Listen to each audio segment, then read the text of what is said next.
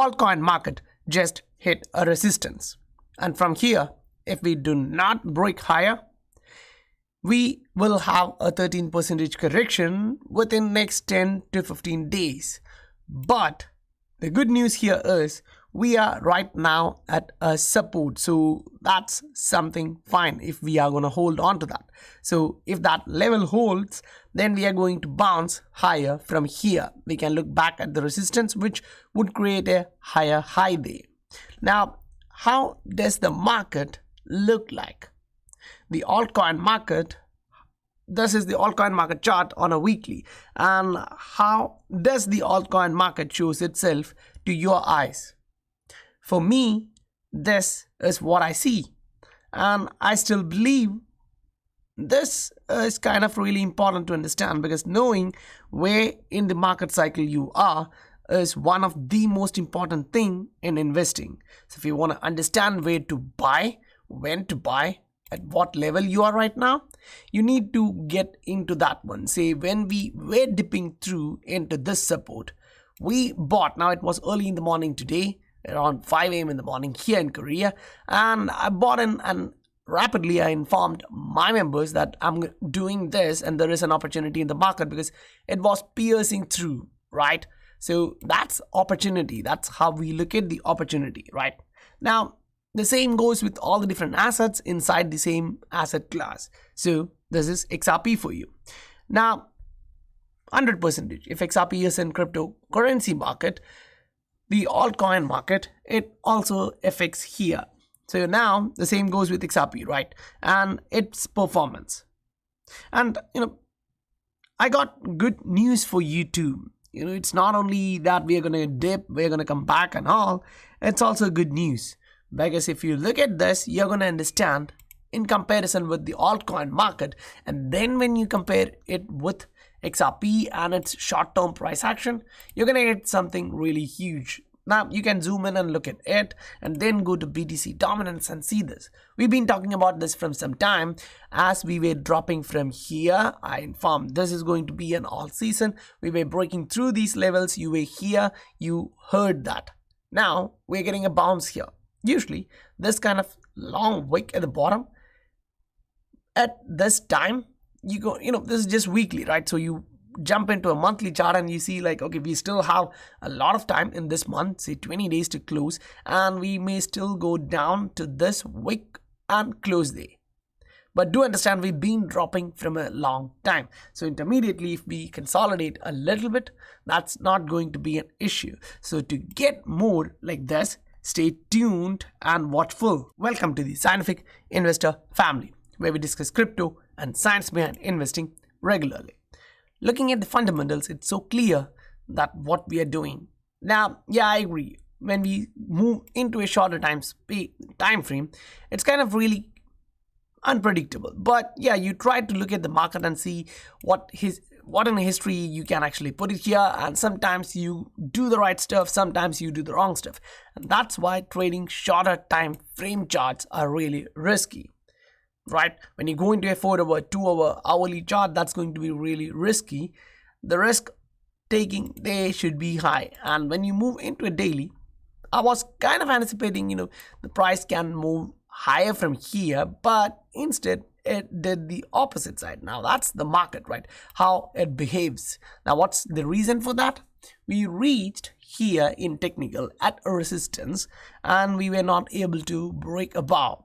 But at the same time, we also got some news like this, which directly came into the market, like, many of the cryptos are securities, and that was coming from the new head of SEC. So the market is kind of, okay, so we are kind of nearing a top here, and the market is giving you a negative news. But you do have to understand, we're kind of in an area where we can have that consolidation. It's really possible to have one. And if we do that, that's going to give you an idea that this is wave one and its correction. Look back in history, you can see that we went up just above the all-time highs. We consolidated there. So from the bottom, it was like 10x, right?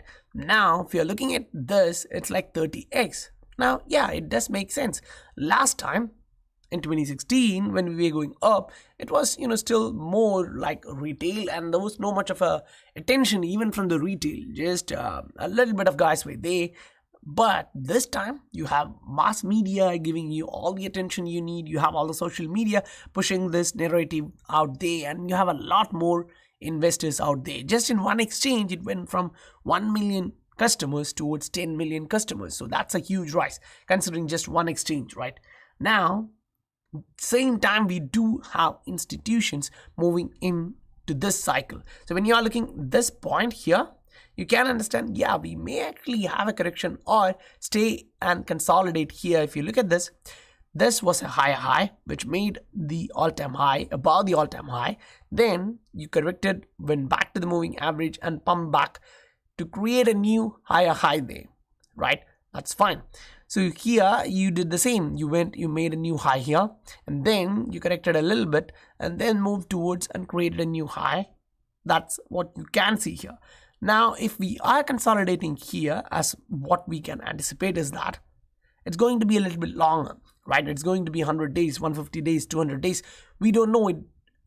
The entire market can do that for sure. Because from here in the bottom, we only have consolidated here a little bit and then moved such high. So when you look at that, you need to understand last time when XRP was here consolidating, it was like the general market was consolidating after the wave 1. But understand, this is the good news here. Last time in the wave 1, XRP only did 133% when the market did 1000%, right? So that's like, it didn't move much. Then it moved way higher in the wave 2. Now, here in this one, you can actually look. The market actually did 30x and XRP did 1,600. So 1,600%. So that's half of that. It's fine. At least we did something. Last time we didn't do much. Now, if we are to project this, that's one of the probability, right? You're going to get scaled through this. Here it was like 1.3s to 8.5. So what are you going to get here? If that's the case, that's going to be massive, right? The price in terms of dollars would be so huge. So those who say this asset haven't done much need to understand it has done something. In this chart, you can see that we moved 16x from the bottom in 427 days. Now we had a lot of consolidation drops in between, so we say it's healthy. Considering this one here, which we are moving way higher without much of a consolidation, we will get a consolidation, right? But here in XRP, it's kind of healthy. We went up, we came back, corrected, profit takers took their profits, moved out. Then more demand came in, buyers bought the market, it pushed up, we came back, we went up. So this is going on from some time. Now, even if we are consolidating here and then bouncing above, piercing through this level, that's fine, that's great. Because when we are looking at the weekly Bitcoin dominance here, it's fine. We are kind of moving to the downside. Now, what's important there to understand on that one is like when altcoin is moving upside, BTC dominance is going to the downside. Fine. Now, when you actually jump into the BTC chart itself, you can see that it's also consolidating. Now, while looking at this market, we understood something clearly, right? Usually the consolidation range is from 90 to 120, 130 days. And here we are somewhere around 78 days of consolidation in BTC. So the chances are high BTC may continue higher towards 70, 75, 80 in next 30 days, 40 days. And usually it's not the wave 1 part, right? It's the wave 3 part here for BTC. So that means when it's going to go higher for that blow off the top here, usually altcoins follow it. And the Bitcoin dominance is still falling down. It's not actually going up. BTC price would move up higher here, but the BTC dominance may not. Now, if you look at the BTC dominance on a monthly, this is what you actually see here. Now, this is a good view for any altcoin investors. Now, when we look at this was a support. We broke below that. We closed there. Now, zoom in. What do you see here? You closed there. Now, you haven't closed this monthly candle, but you have already pierced through this support level. So that's kind of, something cool to see, that you went till here, which was the previous support resistance area, which we were anticipating, and you bounced. So you got some kind of buying momentum in between BTC and alts. Fine, but the monthly candle has not closed yet.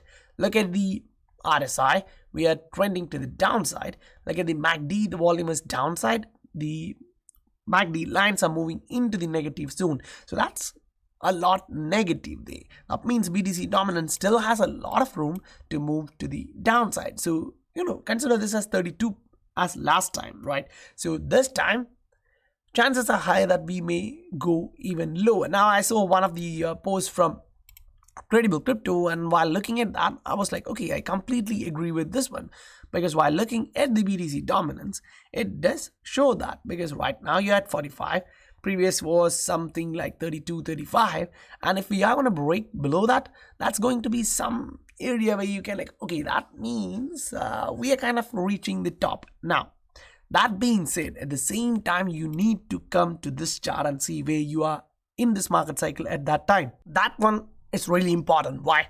Because saying that BTC dominance crossed below this, which is the all-time lows, is not an indication of saying, the market is going to go up. You'll have to add on to a lot of different stuff. You need to look at RSI, MACD, and other indicators to understand that.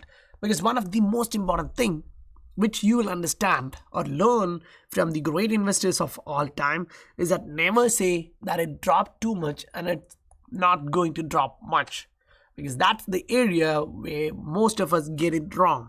Whereas be prepared saying, okay, the chances are high that we gain this much time, is limited. So this much drop in such a short period means the drop can be limited from here. It's not like we're going to bounce from there continuously to the upside. Instead, it's going to be limited, right? So in the same sense, when price of an asset is moving up, nearing that wave top, you need to understand we have the next wave, the next leg to the upside. If an asset is entering into third wave, you know what it's going to do. It's kind of easy to understand. And when an asset is completing its wave 1, you really know what the wave 2 is going to do, because usually the market gives you 2 to 3 times wave 1 in wave 2. So that one put into perspective here is like 60x after the correction. So this is not from this point, anticipating that the correction is like 20, 30, 35%. That's what we have done here. Now, even if the correction is 45%, it doesn't make much of a huge change for your portfolio, right? If you are waiting through and buying, right? If you haven't bought an asset enough and you think that's, the number of units you held for that particular asset is low, then yeah, you can consider buying when the price is dipping 5, 10, 15%. And, even if we have more, the problem with XRP is that we never feel like our bag is full. So when it drops, we buy it again. So it depends on which exchange you're going to get lower price, you're going to buy it there. So it's completely depending upon how many exchanges you're operating. Say 3 to 4 would be kind of optimal to look at all the different assets which we have in the cycle, because the market here kind of shows you a lot of different stuff, right?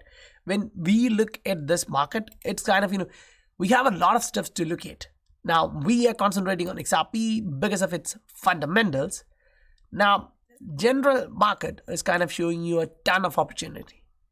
Some drops too much, some pumps too much. Now, when we look at the market, red days are the good days for those who want to buy more, right? Those who want to take profit are looking for green days. I agree.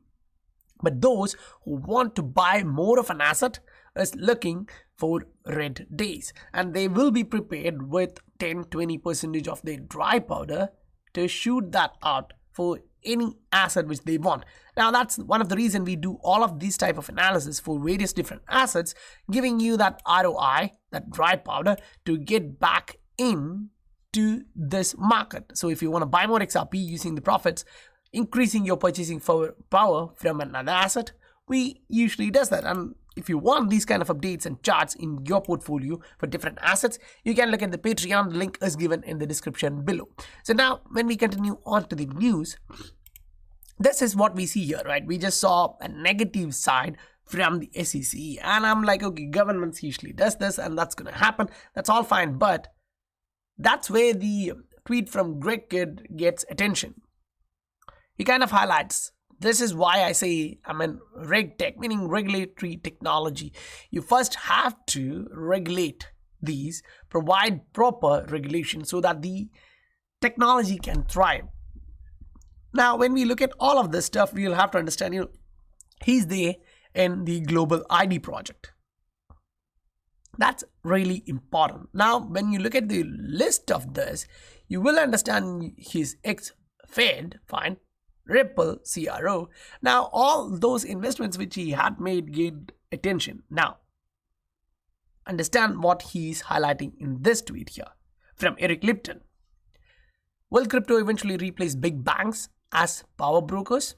Now, that's kind of, if this is going like this, that's for sure that's going to happen. If that happens, this is the moment that shift was born, right? A cryptocurrency industry is now burning big cash in DC to make sure it influences any new crypto regulations. Now, we all know what politicians does, so it's kind of not that hard to say what's coming ahead. And that's why when I see this tweet from David, I'm like, wow, that's great, because one of his friends has done it. That's cool, that's great. If you were in an asset which pumped crazy, that's not bad to take your profits. Profits are profits. Say a lot of assets.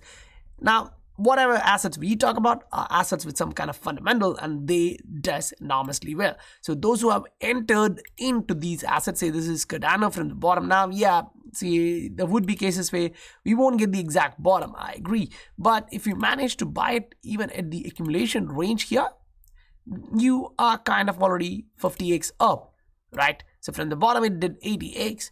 You may miss 10x at the top, 10x at the bottom, still fine. You would be somewhere around 50-60x. Now, that's not a small deal. Now, that's one asset. Say, if you are looking at different assets which we were riding through, say, PundyX kind of went 114x. Last time when I checked, I thought it's like 114x. Yeah, somewhere near 110x.